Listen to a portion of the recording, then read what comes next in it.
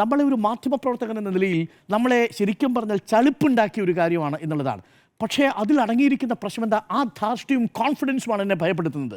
ഇത്രയും കളവ് പറഞ്ഞാലും പിടിക്കപ്പെടില്ലെന്നുള്ളൊരു കോൺഫിഡൻസ് എങ്ങനെയാണ് ശോഭാ സുരേന്ദ്രന് വന്നത്? എന്നിട്ട് പറയാണ് ഇവർ ആ കാറിലിരുന്ന് പറയാണ് ഈ പിറകിലിരിക്കുന്ന കുട്ടി മഹാരാഷ്ട്രയിൽ നിന്ന് വന്നതാണെന്ന്. നേരത്തെ മാധു പറഞ്ഞതുപോലെ മഹാരാഷ്ട്രയിൽ നിന്ന് പേരമ്മയെ കാണാൻ വേണ്ടി വന്നിട്ട് ശോഭാ സുരേന്ദ്രൻ്റെ കാറിൽ നിന്ന് ഓടിപ്പോയി ഇറങ്ങി പൈസയും കൊടുത്തിട്ട് തിരിച്ച് വീണ്ടും ശോഭാ സുരേന്ദ്രൻ്റെ കാറിൽ കയറി പോകുന്നൊരു കൊച്ചുമോളും. എന്താണെന്ന് എനിക്ക് മനസ്സിലാവുന്നില്ല.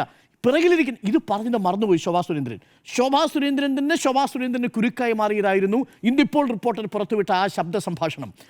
ഈ കാറിൽ ഈ പിറകിലിരിക്കുന്ന മഹാരാഷ്ട്രയിൽ നിന്ന് വന്നത് അത് ആ കുട്ടി വല്യമ്മയാണ് എന്നാണ് പറയുന്നത്.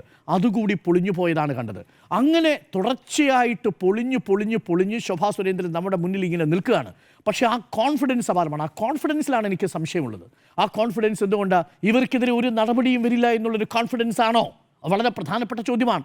നോക്കൂ, ഇലക്ട്രൽ ബോണ്ടിൻ്റെ കാര്യത്തിൽ പ്രേക്ഷകർക്കറിയാമോ, ഇലക്ട്രൽ ബോണ്ട് നിരോധിച്ചതിന് ശേഷവും BJPയുടെ അക്കൗണ്ടിലേക്ക് വന്ന പണം 1200 1300 കോടി രൂപ കഴിഞ്ഞ തവണയും ഈ BJPയുടെ അക്കൗണ്ടിലേക്ക് വന്നിട്ടുണ്ട്.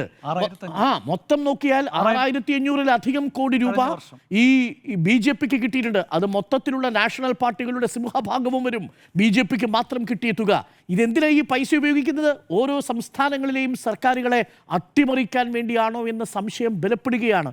ഇവിടെയാണ് ഇത് കേവലം ആരോപണം മാത്രമല്ല എന്നുള്ളത്. എന്നിട്ട് അതിനെ തന്ത്രപൂർവ്വം വഴിതിരിച്ചു വിടുകയാണ്. ആ ഫോട്ടോ എടുത്ത ചെറുപ്പക്കാരൻ ലൈംഗിക ചേഷ്ട കാണിച്ചു എന്നാണ്. ഒരു ദൃശ്യവുമില്ല, അങ്ങനെ ഒരു ദൃശ്യത്തിൻ്റെ ഒരു തുമ്പ് പോലുമില്ല. മാത്രമല്ല വളരെ മാന്യമായിട്ടാണ് ചെറുപ്പക്കാരൻ പറയുന്നത് ഇത് ചെയ്യുന്നത് മോശമല്ലേ എന്നുള്ളതാണ്. കാരണം ആ വീഡിയോയിൽ അവരെ എസ്റ്റാബ്ലിഷ് ചെയ്യേണ്ടതുണ്ടായിരുന്നു. ഇല്ലെങ്കിൽ നാളെ പറയും എനിക്ക് സ്ത്രീയുമായിട്ട് ഒരു ബന്ധവുമില്ല.